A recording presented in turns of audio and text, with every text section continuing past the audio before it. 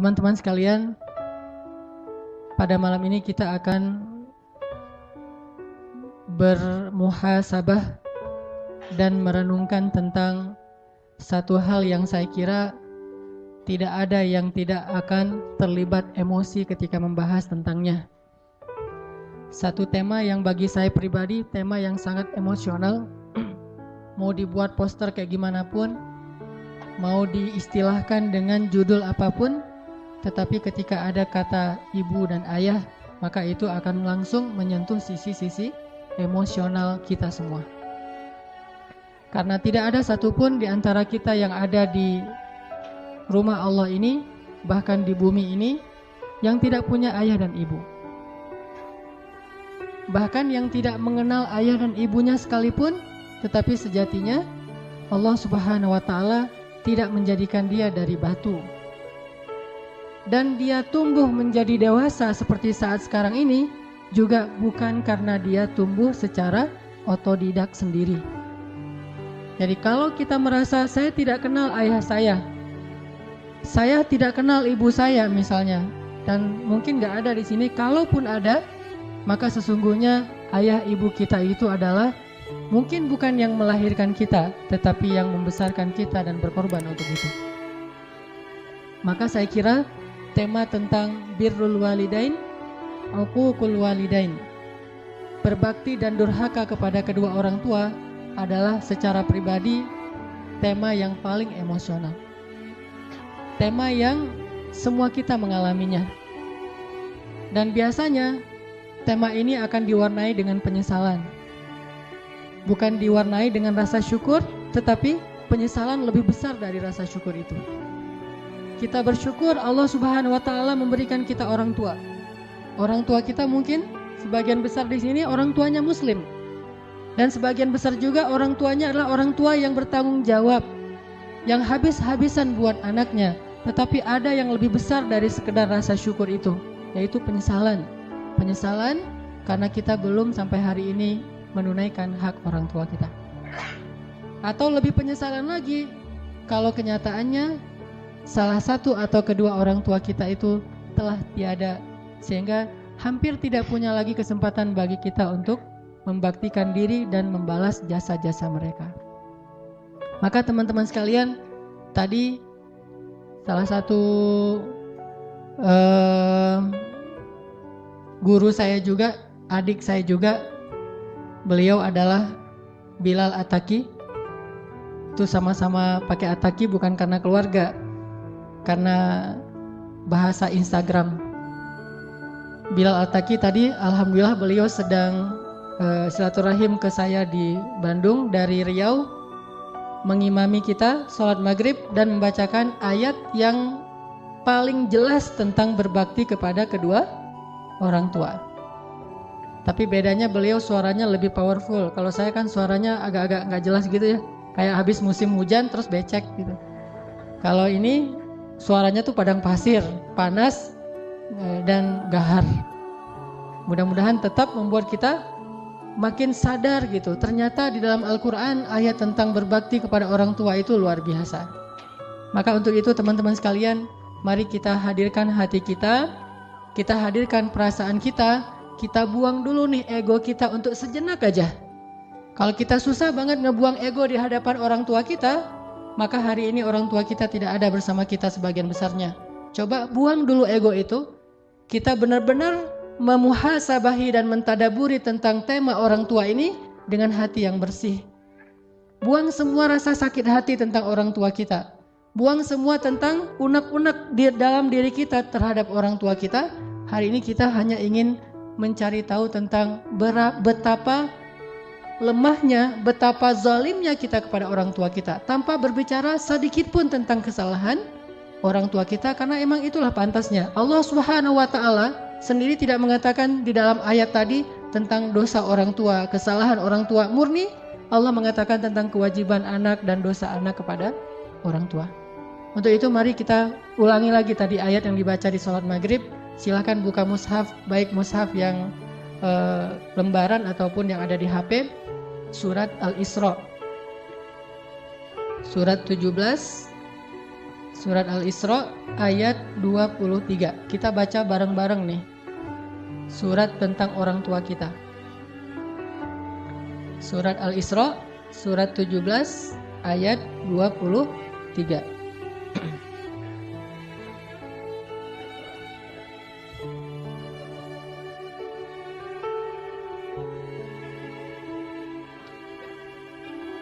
Surat Al-Isra surat 17 ayat 23. A'udzu billahi minasy syaithanir rajim. Silakan.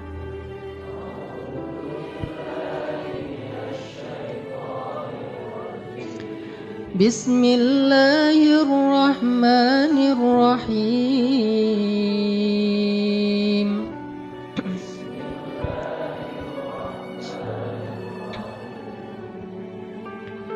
وَقَضَى رَبُّكَ أَلَّا تَعْبُدُوا إِلَّا إِيَّاهُ وَبِالْوَالِدَيْنِ إِحْسَانًا.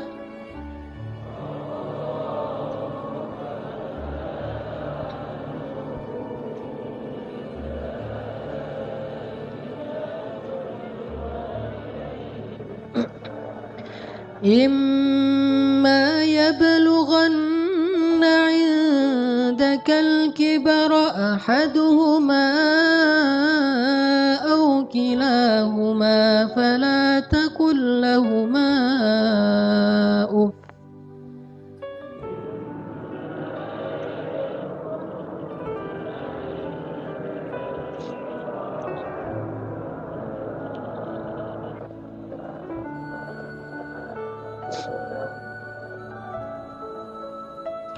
إِمَّا يَبْلُغَنَّ عِندَكَ الْكِبَرَ أَحَدُهُمَا أَوْ كِلَاهُمَا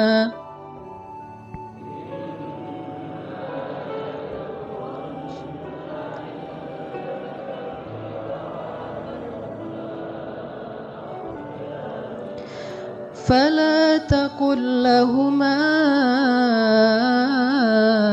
أف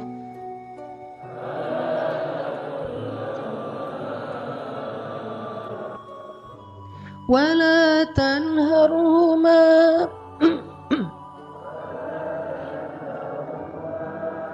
وقل لهما قولا كريما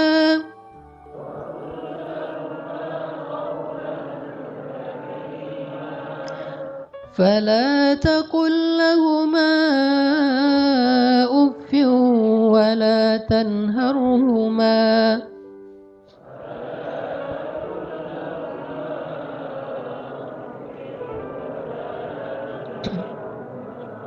وقل لهما قولا كريما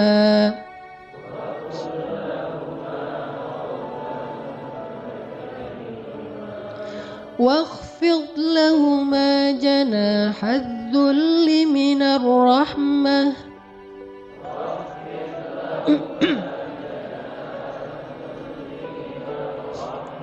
وقل رب ارحمهما كما ربياني صغيرا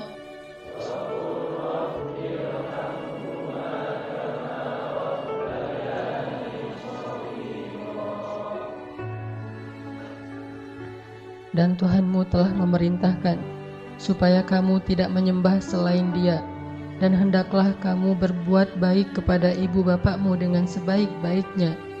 Jika salah seorang di antara keduanya atau kedua-duanya sampai berusia lanjut dalam pemeliharaanmu, maka sekali-kali janganlah kamu mengatakan kepada keduanya perkataan uf, dan janganlah kamu membentak mereka, dan ucapkanlah kepada mereka perkataan yang mulia. Dan rendahkanlah dirimu terhadap mereka dengan penuh kasih sayang, dan katakanlah, Ya Rabbana, kasihanilah mereka berdua sebagaimana mereka telah mendidik aku sejak kecil. Wa qur rabbirhamhuma kama rabbayani shaghira, dan katakanlah, Ya Rabbi, kasihanilah mereka berdua sebagaimana mereka telah menyayangi dan membesarkan kami dari sejak kami masih kecil.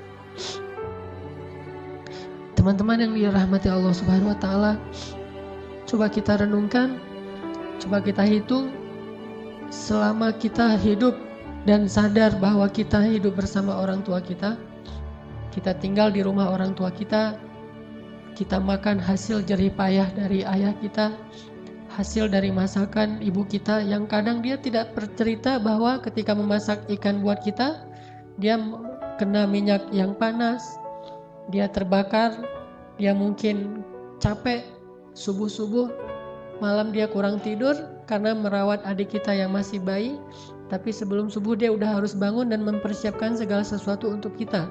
Dan tidak pernah mengeluh sama sekali di hadapan kita. Bahkan dia tidak mau mengeluh ketika kita menyakiti perasaannya. Coba renungkan dengan jujur, selama kita hidup bersama orang tua kita, berapa kali kita mengatakan uffin kepada kedua orang tua kita? Berapa kali kita bilang uff kepada ayah ibu kita? Padahal waktu itu ayah ibu kita belum merepotkan kita sama sekali. Sama sekali belum merepotkan kita. Justru kita yang merepotkan kedua orang tua kita. Dalam keadaan merepotkan mereka pun, coba hitung berapa kali kita menghardik, mencela, atau menyela pembicaraan mereka. Berapa kali kita mengatakan kalimat-kalimat membantah uffin kepada orang tua kita. Padahal kita yang sedang dalam tanggungan mereka dan merepotkan kehidupan mereka. Merepotkan ayah kita, merepotkan ibu kita, tapi bisa-bisanya kita dalam keadaan kayak gitu mengatakan uffin kepada mereka berdua.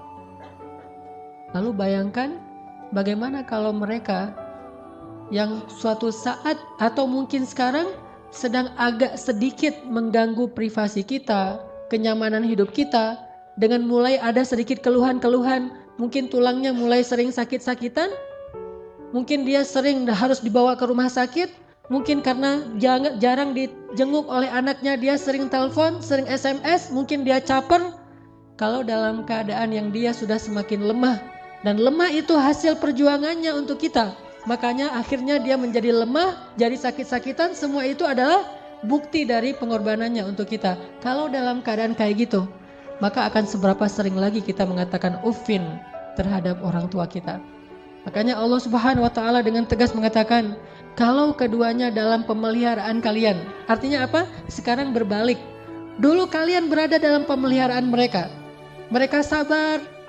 Dulu kalian dalam keadaan pemeliharaan mereka, dalam keadaan ditanggung hidupnya oleh mereka, mereka tidak pernah mengeluh. Lalu ketika Allah membalik menguji kalian, gak lama, tidak selama ketika kalian dipelihara oleh mereka, apakah kalian akan sabar sesabar mereka? Maka Allah mengatakan fala taqul lahuma uffin. Jangan pernah menyakiti perasaan mereka dengan mengatakan uffin. Teman-teman sekalian, coba hitung dalam sehari atau mungkin setahun ini sejak Ramadan kemarin, berapa kali kita bilang uff kepada orang tua kita?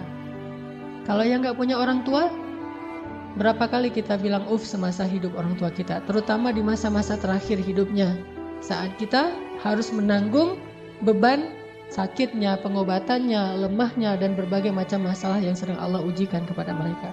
Berapa kali kita bilang uff? Hitung itu, maka sebanyak itulah dosa-dosa kita kepada orang tua. Gak usah bilang durhaka yang besar, uff saja itu durhaka. Kenapa dianggap durhaka? Karena dosa besar itu tidak dilihat dari jenis dosanya, tetapi juga dilihat kepada siapa dosa itu dilakukan. Mengatakan uff kepada teman mungkin hanya dosa kecil, tetapi mengatakan uff kepada ayah kita, apalagi ibu kita, itu dosa yang tidak terhingga jumlah besarnya. Sampai Allah Subhanahu wa taala menggandeng perintah ini sama dengan perintah untuk mentauhidkan Allah Subhanahu wa taala. Coba kita renungkan, kita hitung. Sebanyak itulah kita akan coba untuk menghitung dosa-dosa kita. Sambil kita merenungkan, sambil kita menghitung, coba kita ulang-ulang ayat ini. Surat Al-Isra ayat 23. Bismillahirrahmanirrahim. Silakan.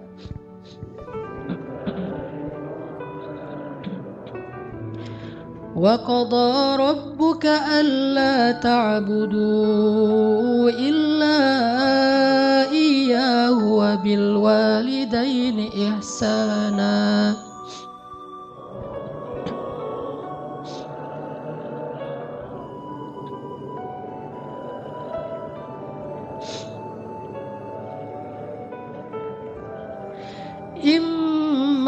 يبلغن عندك الكبر أحدهما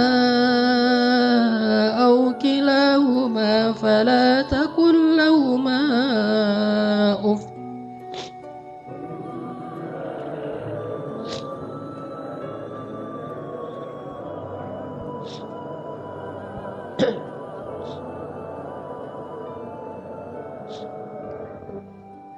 Coba ingat, seandainya orang tua kita mulai sepuh, udah tua renta, apakah pernah ada adegan dalam kehidupan kita membentak orang tua kita sampai orang tua kita merasa ketakutan kepada anaknya sendiri? Orang tua kita nggak berani untuk mengatakan keinginannya, ingin dibuatkan atau ingin dimasak, ingin dibelikan satu masakan kesukaan dia. Saking takut dan saking kagetnya orang tua kita terhadap sikap kita yang pernah memarahi, membentak, bahkan kadang mencela orang tua kita. Coba ingat adegan itu yang pernah terjadi di suatu pagi di rumah kita kepada orang tua kita. Adegan yang pernah terjadi di suatu malam di hadapan orang tua kita. Bahkan kadang kita pernah memarahi orang tua kita sampai dia malu di hadapan orang banyak, di hadapan saudara-saudara kita, di hadapan saudara-saudaranya, di hadapan orang banyak yang dia tidak kenal, mungkin di jalan, mungkin di pasar, mungkin di mall, mungkin dimanapun. Karena kita kecewa kepada orang tua kita, lalu kita marahi orang tua kita habis-habisan di depan orang banyak. Sampai orang tua kita merasa sedih, kecewa, lalu merasa takut kepada anak yang dulu sering dia gendong, anak yang dulu dikecup keningnya. Tetapi ketika anak ini merasa sudah mampu, sudah punya segalanya dan orang tuanya dalam keadaan lemah, dengan sombong dia membentak orang tuanya, dengan sombong dia memarahi orang tuanya tanpa pernah peduli dan tidak pernah lagi ingat bagaimana dulu dia diperlakukan oleh ayah ibunya. Ingat, adegan itu pernah terjadi dalam kehidupan kita. Kalau kita merasa kita tidak pernah melakukan itu, mungkin kita adalah seorang pelupa. Saya kira orang seperti kita yang dulu pernah masa-masa kelam, pernah nggak stabil emosinya, pernah mengalami masa-masa sulit. Saya kira semua kita pernah ngalamin masa ketika kita benar-benar menyakiti perasaan ayah dan ibu kita. Kita buang semua jasa mereka, lalu kita mengatakan kalimat-kalimat yang seolah-olah kita adalah anak yang tidak pernah mendapatkan kebaikan dari orang tua kita. Ayah kita diam ketika dimarahi oleh kita, dan dia tidak pernah mengatakan, dulu kamu pernah seperti ini tapi saya sabar. Dulu saya habis-habisan berkorban untuk kamu, saya korbankan semuanya, saya siang malam mencari nafkah untuk kamu. Ayah kita tidak pernah mengatakan itu di hadapan kita. Dia tetap sabar menanggung semua ucapan-ucapan dan bentakan dari anaknya. Apalagi ibu kita. Apakah dia mengandung kita 9 bulan hanya untuk ketika kita lahir lalu membentaknya?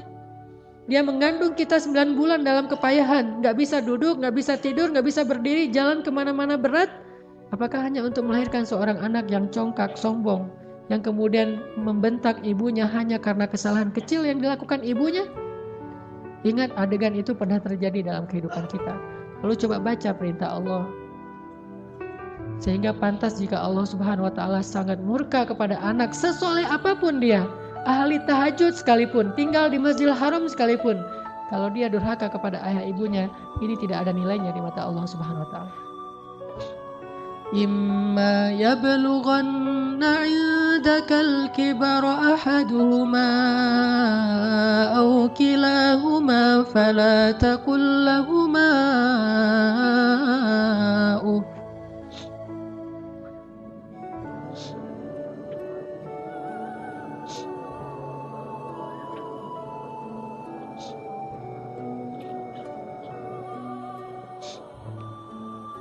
Seandainya salah satu dari mereka atau keduanya tumbuh atau hidup bersama kalian dalam tanggungan kalian, maka janganlah sekali-kali kalian mengatakan kepada keduanya kalimat-kalimat yang menyakiti. Uffin. Allah larang kita untuk mengatakan itu. Lebih baik kita tidak pernah sholat sunnah sekalipun kalau kita masih bisa tetap menjaga lisan kita kepada orang tua, daripada kita menjadi ahli ibadah tetapi kita tidak mampu menjaga lisan kita dari menyakiti orang tua kita. Fala taqul lahumā uffin wa la tanharhumā. Silakan.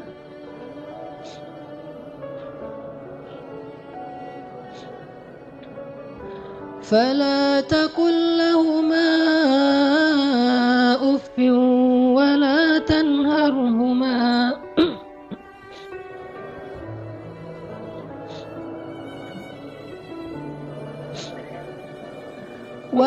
تنهرهما وقل لهما قولا كريما.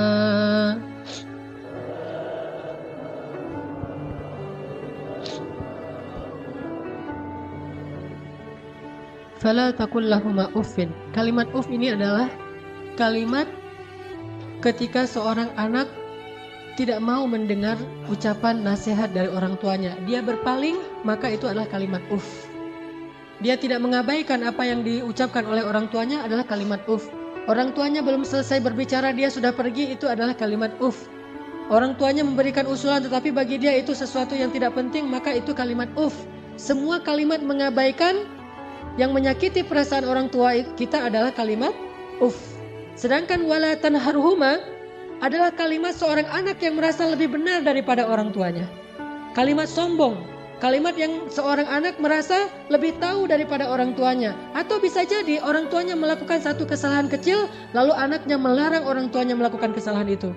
Ibu, jangan malu-maluin saya di depan umum. Ayah gak usah seperti itu. Melarang orang tuanya melakukan sesuatu yang menurut dia tidak pantas, itu termasuk wala tanharhuma. Jangan larang dia, biarkan dia melakukan apa yang dia kehendaki selama itu bukan dosa besar. Bahkan apalagi urusan-urusan sepele di rumah tangga kita, mungkin dia melakukan sesuatu yang gak berkenan bagi kita. Katakanlah misalnya dia memakai baju yang menurut kita tidak selalu pantas. Katakanlah dia beradab dengan adab yang tidak terlalu kita senangi. Jangan larang dia, tetapi ajaklah dia bicara yang baik-baik. Jangan pernah melarang dia melakukan sesuatu yang membuat dia merasa disalahkan, yang membuat dia merasa sensitif, karena semua itu masuk wala tanharhuma. Terus apa yang harus kita lakukan? Wa qul lahuma qawlan karima. Katakan kepada keduanya ucapan yang karim, ucapan yang mulia. Bagaimana ucapan yang mulia? Disertai dengan senyum dari anaknya, dengan suara yang lemah lembut, dengan tetap menjaga perasaan orang tuanya. Itulah qaulan karimah. Tapi kalau kita mengucapkan kalimat yang paling benar sekalipun, bahkan tentang perintah Allah sekalipun, kita bilang kepada orang tua kita, atau kita larang orang tua kita dari berbuat satu kesalahan. Misalnya ibu kita membicarakan tentang orang lain, dia menggibah karena dia tidak paham bahwa itu dosa. Dia menggibah, dia tidak pernah ngaji seperti kita, karena gak punya waktu sebanyak kita, dia sibuk mengurus kita. Suatu saat dia menggibah tentang saudaranya, tentang keluarga, tentang orang lain. Maka jangan larang dia dengan cara yang membuat dia merasa sakit hati, membuat dia merasa tersinggung. Walaupun dia salah dan kita yang benar, kita mengatakan kalimat yang baik, yaitu kalimat yang, ibu jangan menggibah orang lain, ibu itu dosa besar dan seterusnya, yang membuat dia sedih, itu termasuk wala tanharhuma. Terus apa yang harus kita katakan? Katakan qaulan karima. Pilih kalimat yang paling baik yang bahkan belum pernah kita ucapkan semasa hidup kita. Bahkan kepada pacar kita, istri kita, suami kita, orang yang paling kita cintai pun kita belum pernah katakan kalimat sebaik itu. Katakan itu kepada orang tua. Mereka lebih berhak dapat kalimat yang terbaik dari anaknya. Siapa suami kita? Sehingga kita memilih kata-kata yang paling santun untuknya, tapi kita tidak menyedekahkan kata-kata itu untuk orang tua kita. Siapa istri kita? Pengorbanan apa yang sudah diberikan istri kita? Dia hanya datang dalam kehidupan kita karena melihat situasi kita, melihat diri kita, melihat kepribadian kita, hasil dari perjuangan orang tua kita.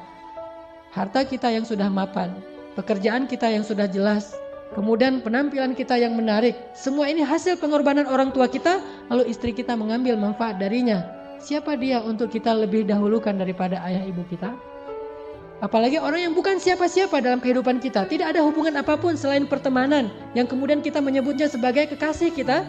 Apakah dia lebih berhak mendapatkan qaulan karima daripada ayah ibu kita? Makanya Allah mengatakan wa qul lahuma qaulan karima.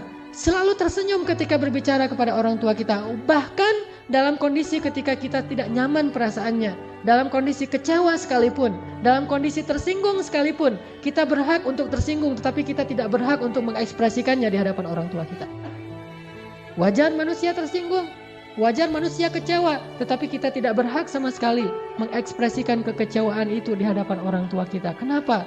Allah katakan wa qul lahuma qaulan karima wa la tanharhuma. Jangan tunjukkan rasa tidak senang kalian kepada mereka. Apalagi kalau orang tua kita sudah mulai pikun. Banyak kesalahan yang dia akan lakukan. Dia datang kepada kita, kita punya budaya di keluarga bersama istri kita dan anak-anak kita. Dia datang dan melakukan hal-hal yang tidak sesuai dengan budaya di rumah kita. Kalau ayah kita seorang laki-laki yang perokok misalnya, maka dia merokok di sembarang tempat, lalu dia tidak pakai asbak, dia buang puntung rokoknya atau mungkin debu dari rokok itu di mana-mana. Karena kita merasa bahwa rumah kita tidak punya budaya seperti ini, kita marah kepada orang tua kita. Tetap jangan marahi dia, wala tanharhuma. Jangan cela dia, jangan marahi dia, kata Allah SWT, walaupun dia melakukan kesalahan sekalipun. Ibu kita juga demikian, mungkin dia sering tersinggung dengan menantunya, yaitu pasangan kita. Dengan suami kita, dengan istri kita, tetap walaupun ibu kita yang salah, jangan kita menghardik dia, wala tanharhuma. Tetapi kita minta istri kita, suami kita untuk lebih bersabar kepada mertuanya. Walaupun yang salah adalah mertua, itu yang Allah maksud, wala tanharhuma. Jangan pernah, jangan abaikan apa yang dia ucapkan. Jangan cela dia walaupun dia berbuat kesalahan, tetapi waqul lahuma qaulan karima. Ucapan yang paling baik yang sekali kita ucapkan membuat hati orang tua kita merasa bahagia dan senang. Orang tua kita memang kadang butuh nafkah dari anaknya, tetapi itu bukan yang terpenting bagi mereka. Memang kadang mereka telepon kita di akhir bulan meminta dikirimin uang, tetapi itu bukan yang inti dalam kehidupan mereka. Yang paling mereka rindukan dari anaknya adalah ketika anak itu bisa datang, mencium tangan orang tuanya, tersenyum kepada orang tuanya, diam ketika orang tuanya bicara, sangat santun terhadap orang tuanya, melebihi santunnya dia kepada seorang yang paling dia hormati di antara manusia, kepada seorang ustadz yang dia kagumi, kepada seorang atasan yang dia hormati, kepada seseorang yang dia segani karena kebijaksanaannya, karena kearifannya, maka orang tua jauh lebih penting dari mereka semuanya. Maka teman-teman sekalian, coba kita renungkan, ternyata jelas sekali ayat ini mengajarkan cara kita berbakti kepada orang tua, kepada ibu kita, kepada ayah kita. Tapi ada yang bagi saya luar biasa setelahnya. Ada kalimat di ayat 24 yang kita coba baca. Wakhfid lahuma janahaz zulli minar rahmah. Silakan.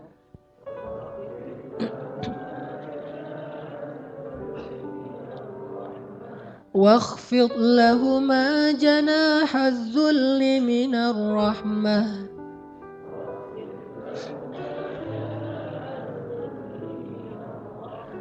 Wa qur rabbirhamhuma kama rabbayani shaghira.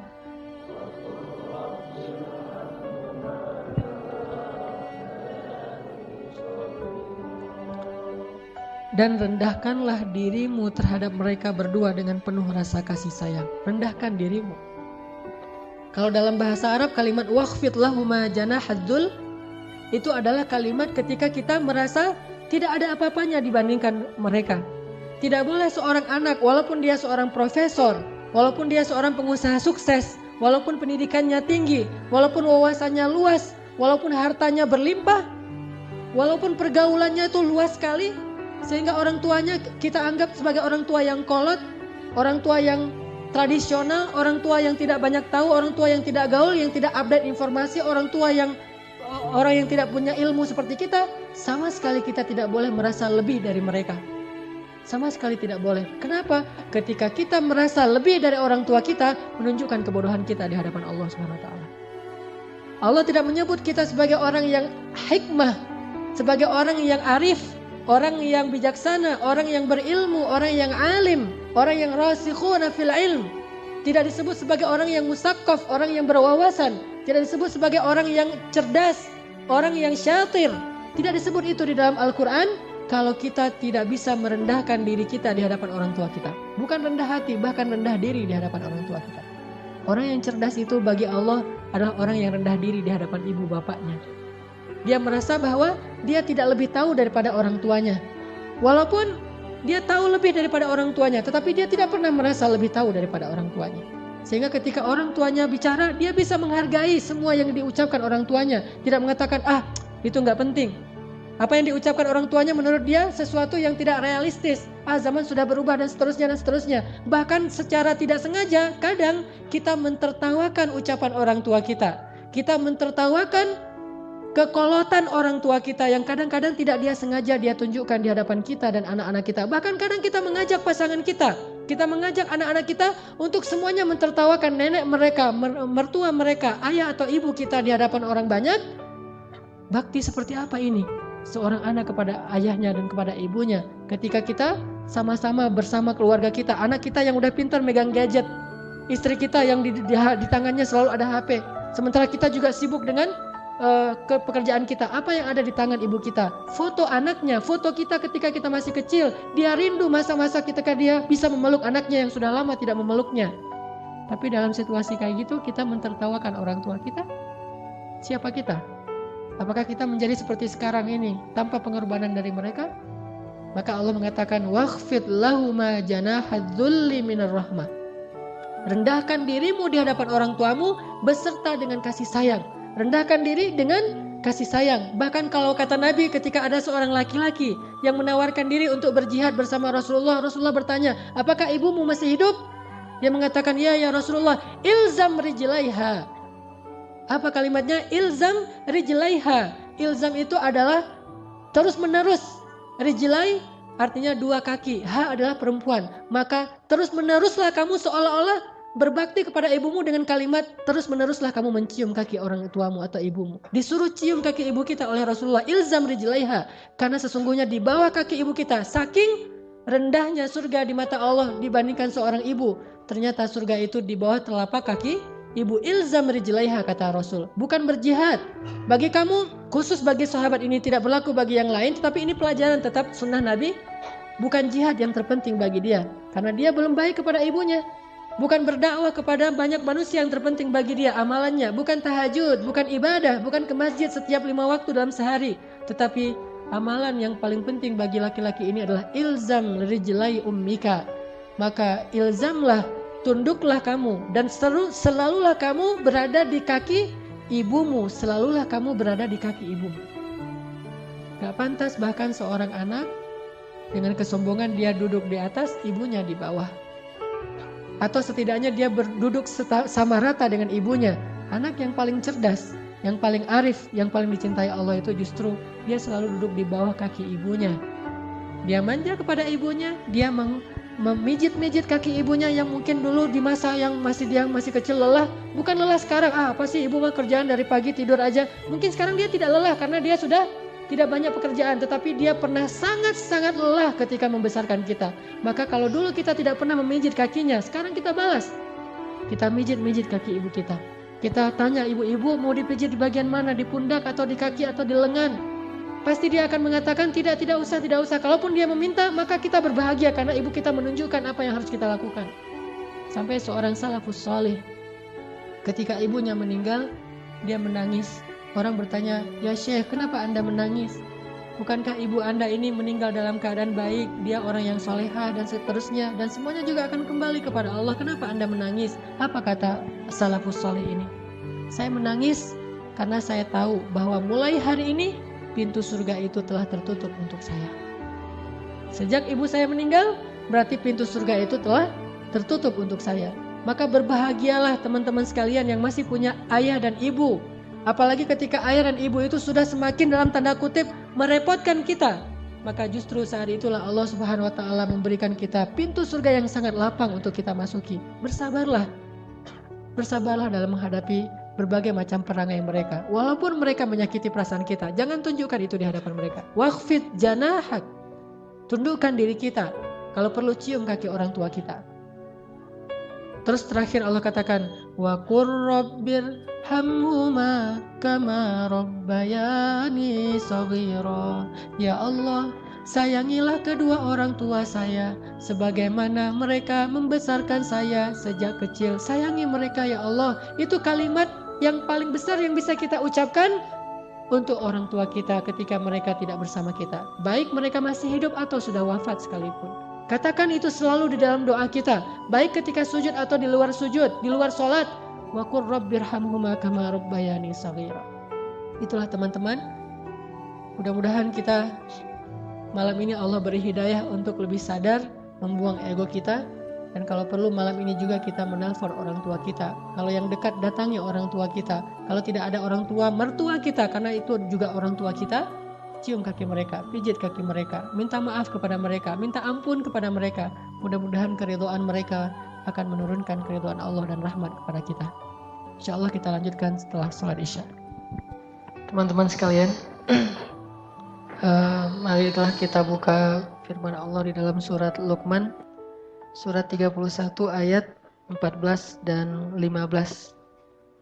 Surat Luqman masih tentang ayat berbakti kepada kedua orang tua yang ada di surat Luqman, surat 31 ayat 14 dan 15. Bismillahirrahmanirrahim.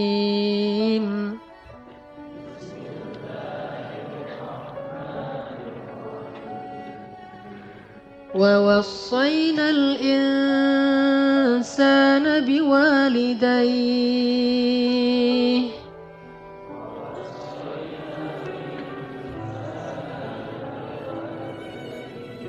حملته أمه وهنا على وهن وفصاله في عامين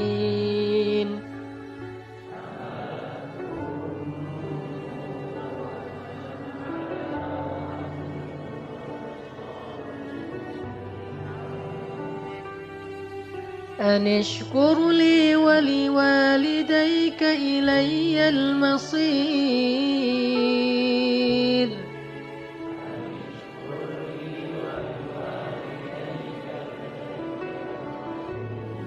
وإن جاهداك على أن تشرك بي ما ليس لك به علم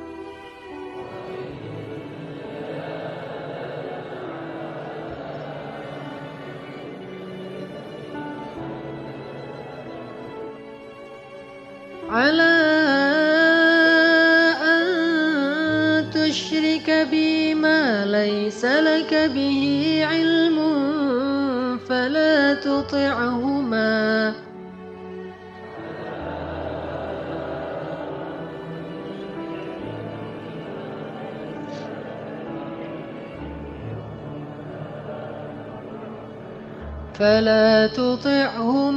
وصاحبهما في الدنيا معروفا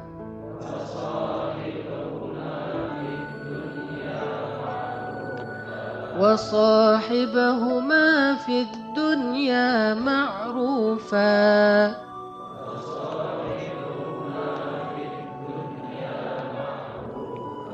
واتبع سبيل من أناب إلي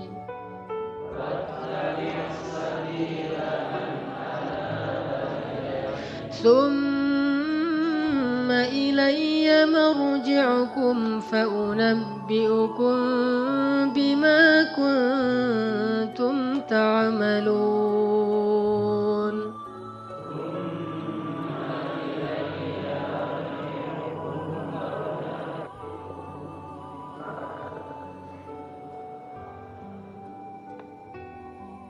Dan kami perintahkan kepada manusia agar mereka berbuat baik kepada dua orang ibu bapaknya.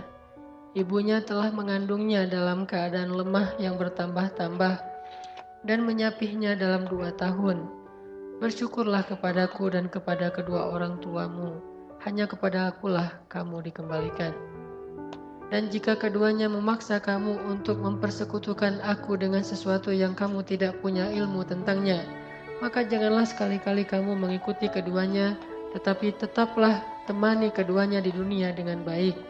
dan ikutilah jalan orang yang kembali kepadaku. Kemudian hanya kepadakulah kembalimu, maka kuberitakan kepadamu apa yang telah kamu kerjakan.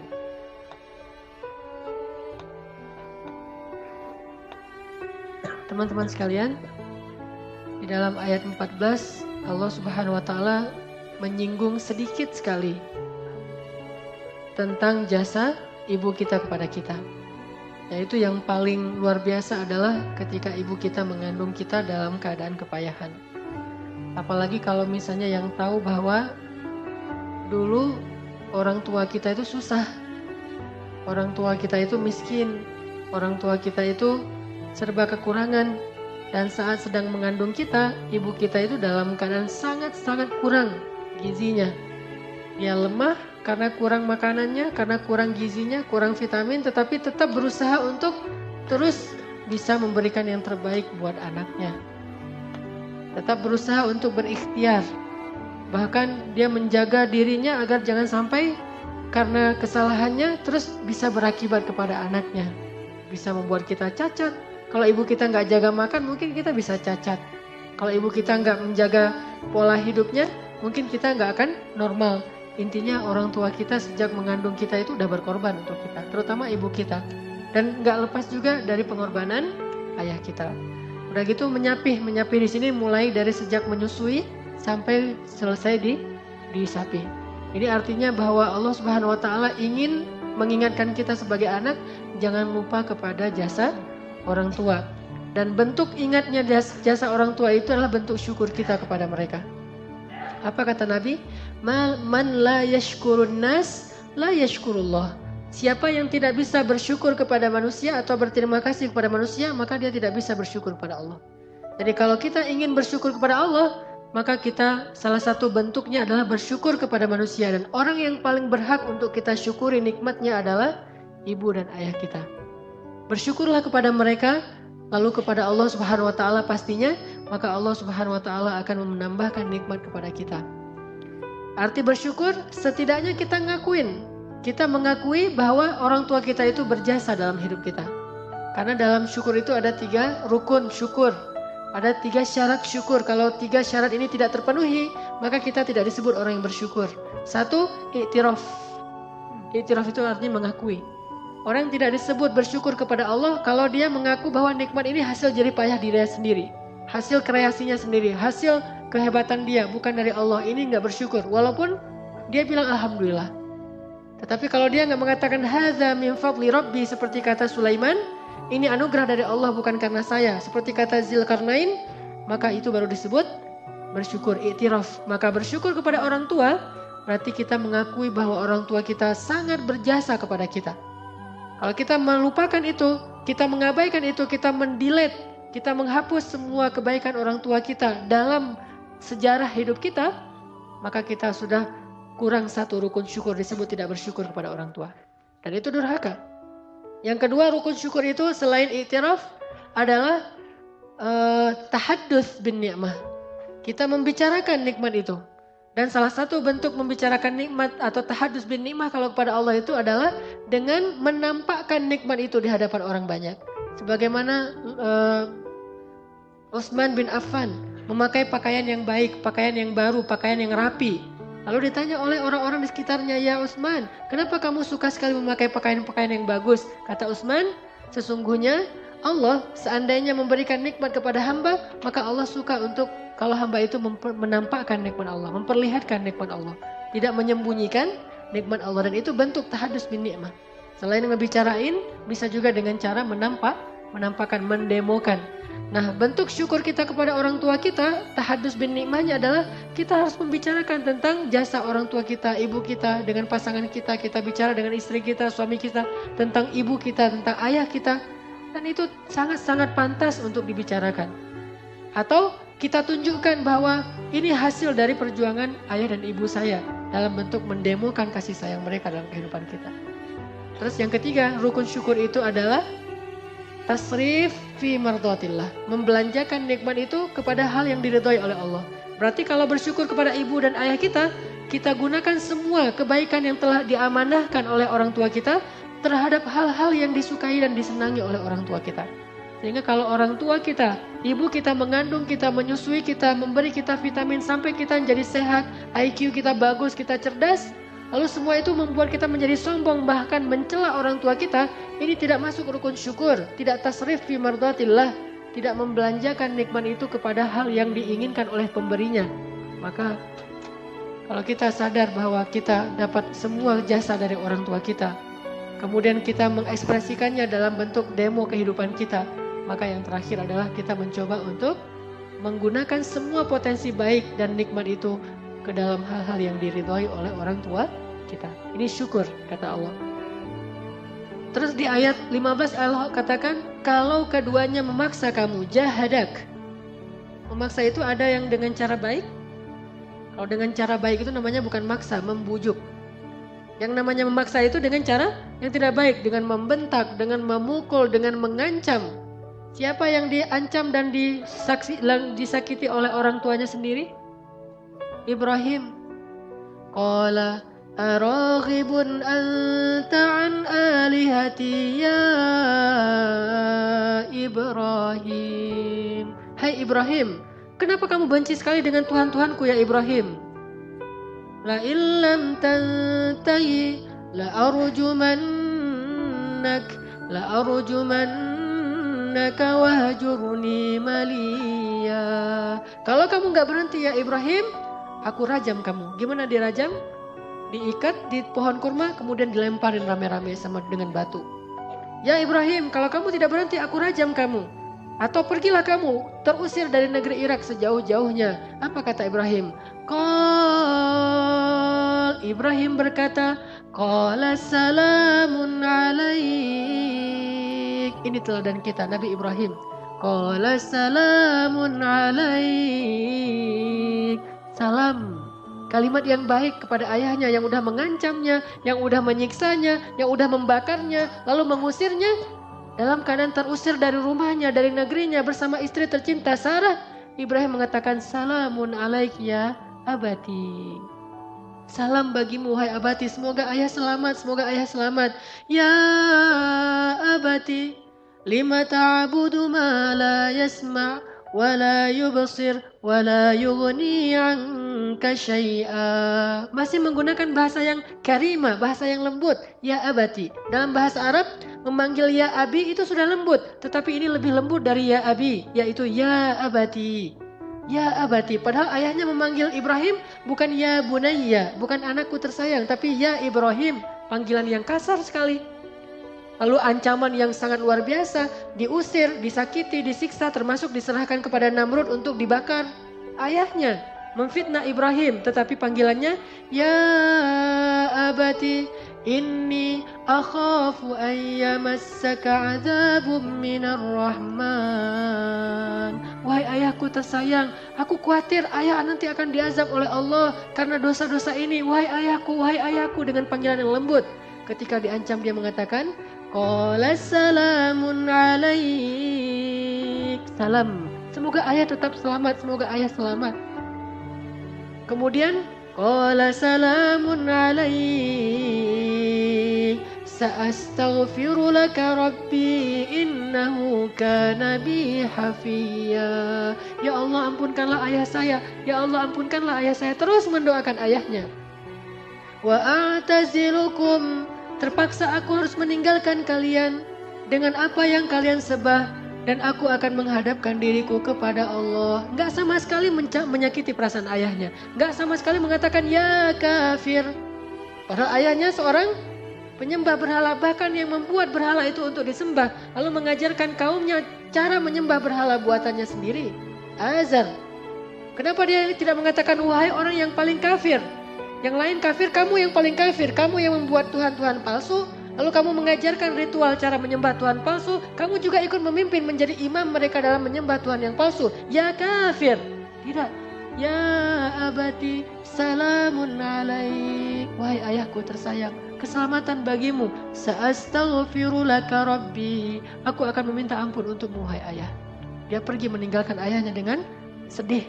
Bukan sedih karena berpisah saja, tetapi sedih belum bisa membawakan hidayah untuk ayahnya. Inilah seorang anak yang paling berbakti pada orang tua. Makanya kata Allah, wa in jahadak, Mungkin kita datang ke Masjid Al-Latif. Orang tua kita curiga. Yang dulunya anak saya pulang kuliah langsung pulang ke rumah. Yang dulunya anak saya kalau saya telepon lagi di mana, lagi jalan sama temennya. Sekarang dia sering pulang malam gara-gara ngaji di masjid. Yang pengajiannya ayah kita atau ibu kita belum tahu seperti apa. Mereka takut dengan berbagai macam isu di televisi, apalagi habis kejadian di Paris dan seterusnya, dengan munculnya ISIS dan seterusnya. Ayah dan ibu kita merasa khawatir, dan kadang-kadang ekspresi kekhawatirannya itu agak mengganggu kita, menyakiti perasaan kita, menghalang-halangi kita. Belum disuruh untuk kafir, baru dilarang untuk mengaji, belum dilarang untuk menyembah Allah. Sedangkan ayat ini melarang kita menyembah Allah dan bahkan menyuruh kita untuk kufur kepada Allah. Tapi Allah mengatakan, wasahibhuma fid dunya ma'rufa. Tetap temani, hidup bersama mereka di dunia secara baik. Jangan pernah sakitin mereka, walaupun kafir sekalipun. Yang paling kafir sekalipun. Siapa sahabat yang orang tuanya kafir dan bahkan melarang dia masuk Islam sampai dia nangis-nangis memaksa anaknya kembali kepada agama jahiliyah? Sa'ad bin Abi Waqqas. Ketika Sa'ad bin Abi Waqqas masuk Islam, ibunya ngosel-ngosel. Ibunya keluar rumah, kemudian tidur di halaman rumah. Dia berdebut seluruh tubuhnya, gak mau makan, gak mau minum, dan mengutuk anaknya. Kalau Sa'ad gak mau kembali ke rumah dan kembali ke agama nenek moyang, saya tidak akan pernah makan. Marah-marah gitu. Mendemokan di depan orang banyak, mengatakan Sa'ad sudah lupa.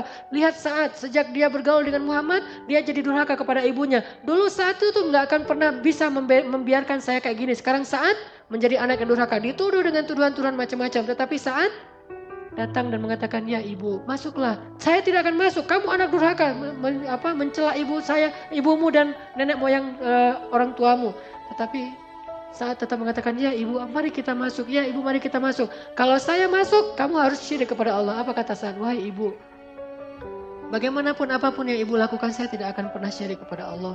Tetapi saya juga tidak akan pernah menzalimi hak ibu. Saya akan terus berbakti pada ibu. Akhirnya lama-lama ibunya luluh dan masuk. Setelah masuk, Sa'ad terus mendoakan kepada Allah untuk kebaikan ibunya. Sampai bahkan salah satu hadis tentang bersedekah atas nama ibu adalah sedekahnya Sa'ad bin Abi Waqqas. Itu hadis bagi sebagian besar ulama, bolehnya bersedekah atas nama orang lain atau orang tua, yaitu hadisnya Sa'ad bin Abi Waqqas ketika dia bertanya kepada Rasulullah, ya Rasul, bolehkah saya bersedekah atas nama ibu saya? Rasulullah mengatakan boleh. Lalu Ibnu Qayyim Al-Jauziyah memperluas bab ini menjadi, kalau begitu boleh dengan amal yang lain selain sedekah. Boleh sedekah, boleh sholat, boleh amal-amal sholat yang lain termasuk puasa-puasa sunnah. Semua amalan sunnah menurut Ibnu Qayyim Al-Jauziyah boleh diniatkan atas nama orang tua kita. Walaupun sebagian kecil ulama mengatakan ini tidak bisa. Tetapi hadisnya jelas, Sa'ad bin Abi Waqqas saking berbaktinya Sa'ad kepada ibunya. Bahkan ibu yang kafir sekalipun. Tetapi akhir ceritanya alhamdulillah dengan seizin Allah, ibunya kemudian mendapatkan hidayah. Begitu juga dengan Abu Bakar As-Siddiq. Yang ayah dan ibunya belum beriman. Tetapi ketika Abu Bakar bisa menghadap Rasulullah dengan penuh pengharapan, dalam keadaan sangat akrab dengan Rasulullah, apa yang pertama diminta Abu Bakar? Ya Rasulullah, ajaklah ibu saya untuk masuk Islam. Mudah-mudahan dengan ajakanmu ibu saya mendapatkan hidayah. Itu yang terus difikirkan oleh Abu Bakar. Karena bakti seorang anak yang paling besar kepada orang tuanya adalah membawa hidayah ke dalam hati orang tuanya. Bukan sekedar memberi senyum, walaupun itu sangat-sangat penting yang seperti awal saya bahas tadi. Bukan sekedar menafkahi, walaupun itu tanggung jawab yang sangat besar bagi kita. Tetapi ada yang lebih penting dari semua itu adalah membawa hidayah kepada keluarga kita. Ayah dan ibu kita dengan doa, dengan akhlak, dengan kesabaran, dengan kesantunan kita kepada orang tua kita. Sehingga orang tua kita akan bertanya, di mana kamu ngaji wahai anak? Nak, kamu ngaji di mana? Kenapa akhlak kamu sudah berubah menjadi jauh lebih baik sekarang? Sudah makin bagus, sudah semakin indah, semakin berbakti pada orang tua. Maka kita mengajak orang tua kita untuk sama-sama mengaji dan belajar tentang agama Allah. Teman-teman sekalian, ada satu hadis penting nih dari Rasulullah SAW tentang berbakti pada orang tua. Kata Nabi, siapa yang ingin dipanjangkan umurnya dan diluaskan rezekinya, hendaklah ia berbakti kepada kedua orang tua dan menyambung silaturahim. Siapa yang ingin dipanjangkan umurnya, dilapangkan rezekinya, hendaklah berbakti kepada orang tua dan bersilaturahim. Bersilaturahim kita tahu, menyambung yang terputus.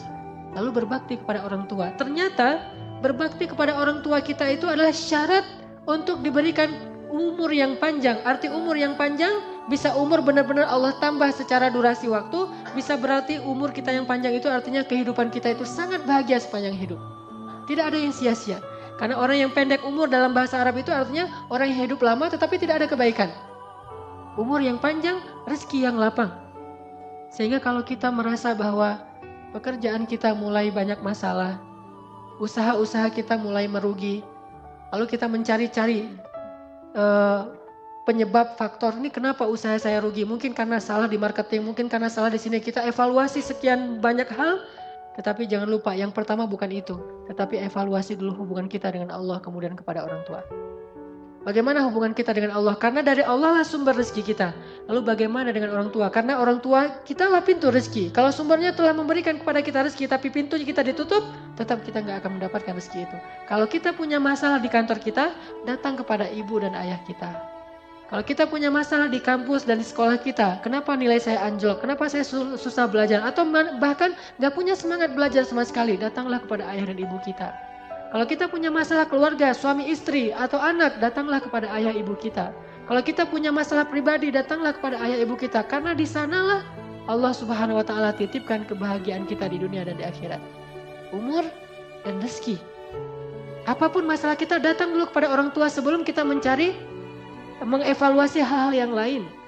Sebelum kita mengevaluasi cara belajar kita, atau les kita, atau pekerjaan kita, atau karir kita, atau kesalahan-kesalahan kita yang lain yang sifatnya teknis, yang pertama yang harus kita evaluasi adalah bagaimana hubungan kita dengan orang tua kita. Udah berapa lama kita tidak datang kepada orang tua kita? Udah berapa lama kita tidak telepon orang tua kita? Termasuk masalah jodoh sekalipun.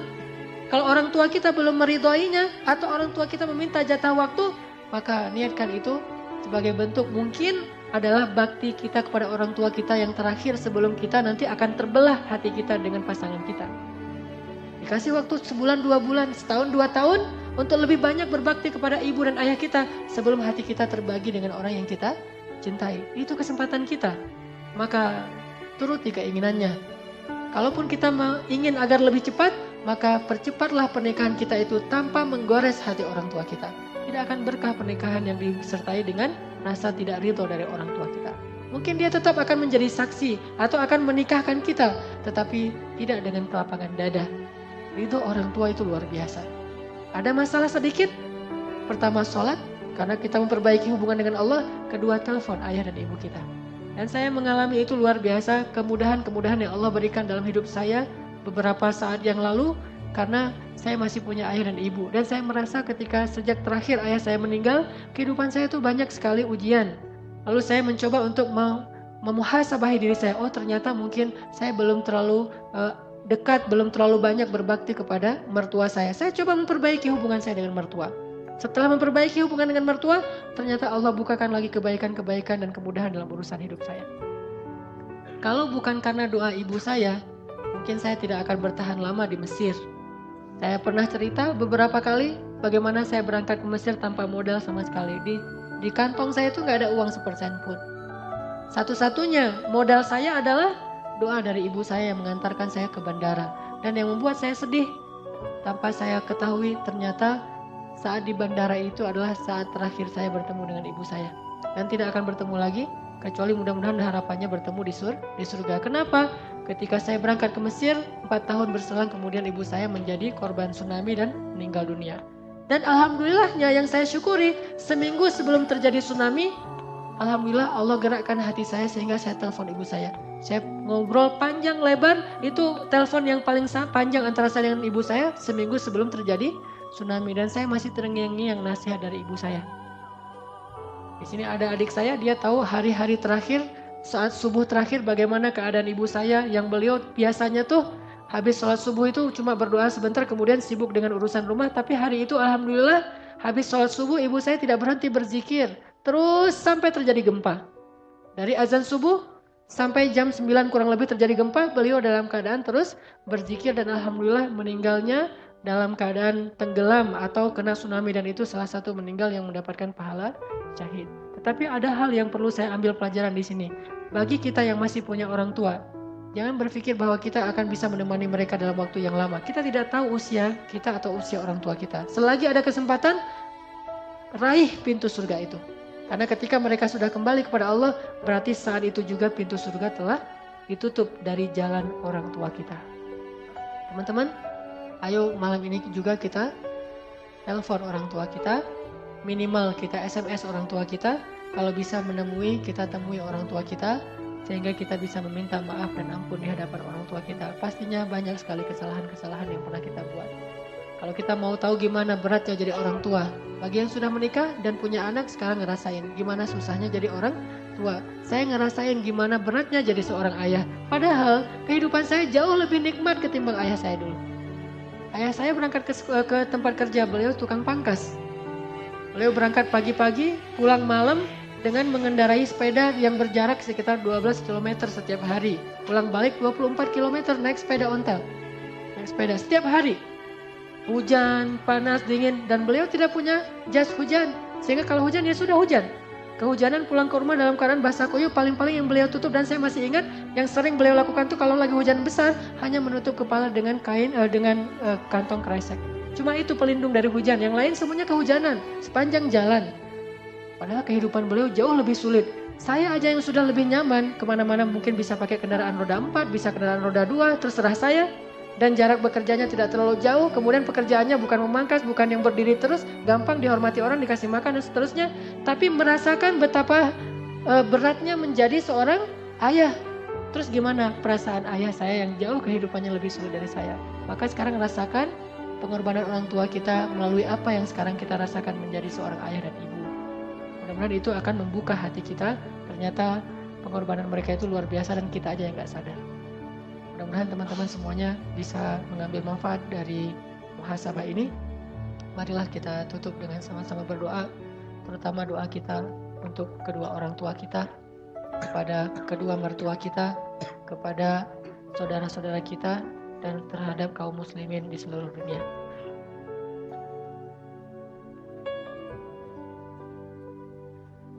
Dan juga di sini ada saudara kita yang sedang sakit orang tuanya, yaitu Bapak Haji Undang Misdan bin Sukarta, sedang dirawat di Rumah Sakit Boromeus dalam keadaan sedang sakit keras. Mudah-mudahan Allah Subhanahu wa taala meringankan, mengangkat, menyembuhkan penyakitnya, lalu memberikan pahala dengan ujian sakit ini berupa ampunan dosa dan diangkat derajatnya dan diberikan kesabaran baik bagi beliau maupun bagi keluarganya. A'udzu billahi minasy syaithanir rajim. Bismillahirrahmanirrahim. Alhamdulillahi rabbil alamin. Alhamdulillahi rabbil alamin hamdan yuwafi ni'amahu wa yukafi'u mazidah. Ya Rabbana lakal hamdu kama yanbaghi li jalali wajhikal karim wa 'azimi sultanik. Alhamdulillah, segala puji bagi Allah. Alhamdulillah, atas limpahan nikmat Allah. Alhamdulillah, atas nikmat hidayah. Alhamdulillah, atas nikmat iman. Alhamdulillah, atas nikmat Islam. Alhamdulillah, atas nikmat taubah. Alhamdulillah, atas nikmat hijrah. Alhamdulillah, atas nikmat Al-Quran. Alhamdulillah, atas nikmat ibadah. Alhamdulillah, atas nikmat keluarga. Alhamdulillah, atas nikmat keluarga. Alhamdulillah, atas nikmat diberikan seorang ayah. Alhamdulillah, diberikan ibu yang paling mencintai kami. Alhamdulillah, diberikan malaikat pasangan kami. Alhamdulillah, diberikan anak-anak penyejuk hati kami. Alhamdulillah, diberikan kemudahan rezeki. Alhamdulillah, dipilihkan untuk kami sebagai umat Muhammad. Alhamdulillah, Alhamdulillah, Alhamdulillahi Rabbil Alamin. Allahumma ighfir lana dhunubana ya Allah, ighfir lana dhunubana ya Allah, ighfir lana dhunubana ya Allah. Ya Ghaffar, betapa banyak dosa kami ya Allah, betapa banyak kesalahan kami ya Allah, betapa sering kami melakukan maksiat di hadapan-Mu ya Allah, betapa sering kami menyombongkan diri dari-Mu ya Allah, betapa sering kami mengabaikan perintah-Mu ya Allah, betapa sering kami melanggar larangan-Mu ya Allah. Ya Ghaffar, ampunkanlah dosa kami ya Ghaffar, maafkanlah kesalahan kami ya Ghaffar, hapuslah kesalahan dan kekeliruan kami ya Ghaffar. Ya Allah, maafkanlah kedurhakaan kami kepada ibu kami ya Allah, maafkanlah kedurhakaan kami kepada ayah kami ya Allah. Sering kami menyakiti perasaan mereka ya Allah, sering kami menyakiti perasaan ayah kami ya Allah, sering kami menyakiti perasaan ibu kami ya Allah. Tapi doa-doa mereka terus mengalir dan dilantunkan untuk kebaikan kami ya Allah. Ya Allah, kami durhaka kepada ayah kami ya Allah, kami melupakan jasa mereka ya Allah, kami menuduh mereka zalim padahal mereka berkorban untuk kami ya Allah.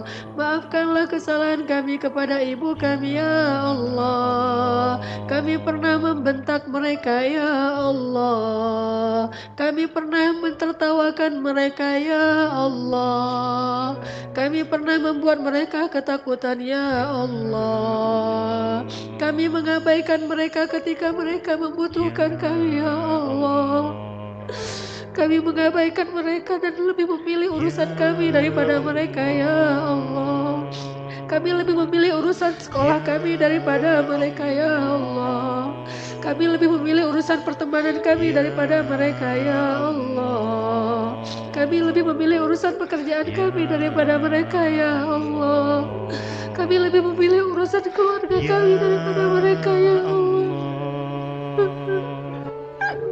Ya Maafkanlah kami ya Allah. Ya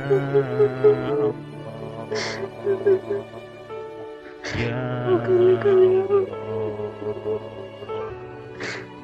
Kami lebih memilih kesenangan kami ya Allah. Kami pura-pura sibuk padahal kami tidak terlalu sibuk ya Allah. Kami pura-pura tidak ada waktu padahal kami punya banyak waktu luang untuk hal lain ya Allah. Kami membiarkan mereka sakit sendiri dan hanya dirawat oleh seorang pembantu ya Allah. Kami hanya menelpon dari kejauhan dan tidak mendatangi mereka ketika mereka butuh kami ya Allah. Maafkan kami ya Allah. Bahkan ketika mereka wafat kami tidak datang untuk mensalati mereka ya Allah. Ketika mereka wafat kami tidak memandikan mereka ya Allah. Padahal ketika nafas terakhir mereka hembuskan hanya kami yang mereka ingat ya Allah. Ya Allah, Ya Allah, Ya Allah, Allahumma ighfirli wali walidayya wali walidayya wali walidayya Rabbi ighfirli wali walidayya wali walidayya wali walidayya. Ya Allah, ampunkanlah dosaku dan kedua orang tuaku ya Allah, wali walidayya ya Allah, wali walidayya ya Allah. Rabbi ighfirli Ya wali walidayya wali walidayya warhamhuma kama rabbayani shaghira. Mari kita ucapkan doa ini bersama-sama. Rabbi ighfirli wali walidayya wali walidayya. Ingat wajah ibu kita. Wali walidayya. Rabbi ighfirli wali walidayya. Ingat wajah ayah kita. Wali walidayya. Ingat wajah ibu kita. Wali walidayya. Rabbi ighfirli wali walidayya. Ingat ketika kita menyakiti perasaan mereka. Ingat ketika kita mengucapkan kata-kata yang menghardik mereka. Ingat ketika kita mengacuhkan mereka. Ingat ketika kita menzalimi hak mereka. Wali walidayya wali walidayya warhamhuma ya Allah, warhamhuma ya Allah, warhamhuma ya Allah, warhamhuma ya Allah, warhamhuma ya Allah, warhamhuma ya Allah, warhamhuma ya Allah. Kirimkan doa kita kepada orang tua kita yang telah meninggal dunia, kepada orang tua kita yang sangat merindukan doa kita di dalam alam kubur mereka. Kirimkan doa kita untuk orang tua kita, ayah dan ibu kita yang sekarang berada di dalam alam barzakh. Mereka sangat butuh doa-doa dari kita. Wali walidayya, wali walidayya, wali walidayya. Ayo kita doakan bersama-sama. Rabbi ighfirli wali walidayya, wali walidayya, wali walidayya. Rabbi ighfirli wali walidayya. Mudah-mudahan doa kita akan mengangkat derajat orang tua kita. Mudah-mudahan doa kita akan membahagiakan orang tua kita di kuburnya. Mudah-mudahan doa kita akan menggugurkan dosa-dosa orang tua kita. Wali walidayya, wali walidayya, wali walidayya. Warhamhuma ya Allah, warhamhuma ya Karim, warhamhuma ya Rahim, warhamhuma ya Rabbal Alamin. Rabbi ighfirli wali walidayya, wali walidayya, wali walidayya. Warhamhuma ya Allah, warhamhuma ya Karim, warhamhuma ya Rahim, kama rabbayani saghira. Allahumma ighfirli wa liwalidayya warhamhuma kama rabbayani saghira. Rabbana hab lana min azwajina wa dhurriyyatina qurrata a'yun waj'alna lil muttaqina imama. Ya Allah, jadikanlah kesalahan-kesalahan kami kepada orang tua kami tidak lagi terulang kepada anak-anak kami ya Allah. Kedurhakaan kami kepada ayah ibu kami tidak lagi terulang kepada anak-anak kami ya Allah. Jangan Engkau jadikan kekasaran sifat kami kepada orang tua kami ditiru oleh anak-anak kami kepada kami ya Allah. Anugerahkanlah kepada kami anak-anak yang berbakti kepada kedua orang tuanya ya Allah. Rabbana atina fid dunya hasanah wa fil akhirati hasanah wa qina adzabannar. Subhanakallahumma wa bihamdika asyhadu an la ilaha illa anta astaghfiruka wa atubu ilaik. Assalamualaikum warahmatullahi wabarakatuh.